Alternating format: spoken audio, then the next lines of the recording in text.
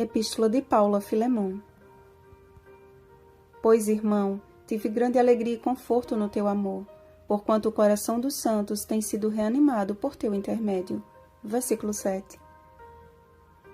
Embora seja a mais curta a epístola de Paulo, a sua mensagem é carregada de um propósito grandioso.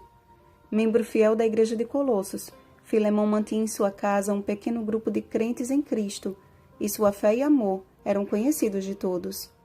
Apelando a este amor é que Paulo se apresenta como prisioneiro de Cristo Jesus, a fim de ilustrar e reforçar seu apelo ao fiel irmão.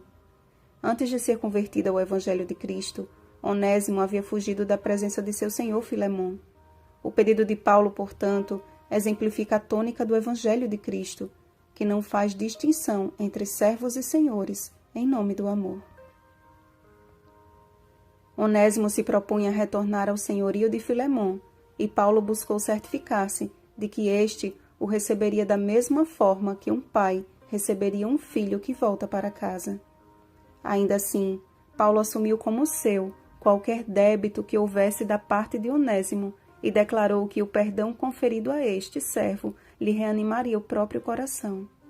De escravo a irmão caríssimo, Onésimo experimentara o poder da palavra de Cristo, que nos torna membros de um só corpo. Antes, não passava de um membro inútil, até ser encontrado por Jesus, para fazer jus ao significado do seu nome. Útil. Com linguagem clara e amável, Paulo foi direto ao ponto, exortando Filemon a usar de misericórdia para com Onésimo, apesar de saber que ele faria bem mais do que o apóstolo lhe havia pedido. Vivendo entre cadeias e perseguições, Paulo sentia na pele os efeitos da rudeza humana.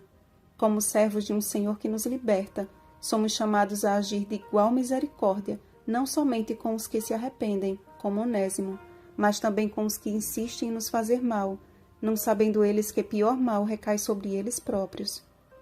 Quando na cruz, sendo insultado e blasfemado, Cristo bradou: Pai, perdoa-lhes, porque não sabem o que fazem. Lucas 23:34. Quando apedrejado por seus algozes, Estevão orou: Senhor, não lhes imputes este pecado. Atos 7:60. Em Cristo, todos nós somos colocados no mesmo patamar de salvos pela sua maravilhosa graça, e o que recebemos de graça também devemos oferecer gratuitamente. Assim como a graça de Deus nos é um favor imerecido, o nosso amor de uns para com os outros não deve ser uma retribuição meritória, mas a atuação do Espírito Santo em nós, a fim de que nossa bondade não venha a ser como que por obrigação, mas de livre vontade.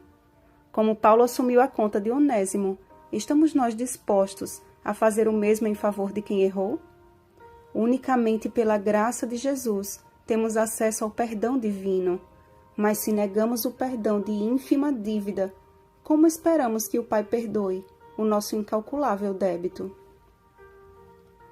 Cristo mesmo afirmou: Porque se perdoardes aos homens as suas ofensas, também vosso Pai Celeste vos perdoará. Se, porém, não perdoardes aos homens as suas ofensas, tampouco vosso Pai vos perdoará as vossas ofensas. Mateus 6, 14-15. O povo de Deus é chamado para ser perfeito como perfeito é o Pai Celeste. Mateus 5:48. E esta perfeição não tem a ver com cerimonialismo religioso, mas com a prática do amor imerecido. Lembremos de Judas, de como Cristo amou até o fim, ainda que ele tenha selado a sua rejeição eterna. Lembremos de Pedro, que encontrou o amoroso olhar do Salvador, mesmo após tê-lo negado por 3 vezes.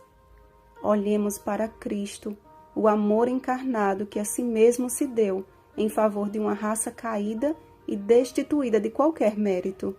Que este amor nos impulsione a amar como Ele nos amou e a oferecer o perdão que constantemente Ele nos oferece. A graça do Senhor Jesus Cristo seja com o vosso espírito. Bom dia, amados irmãos em Cristo. Rosana Garcia Barros.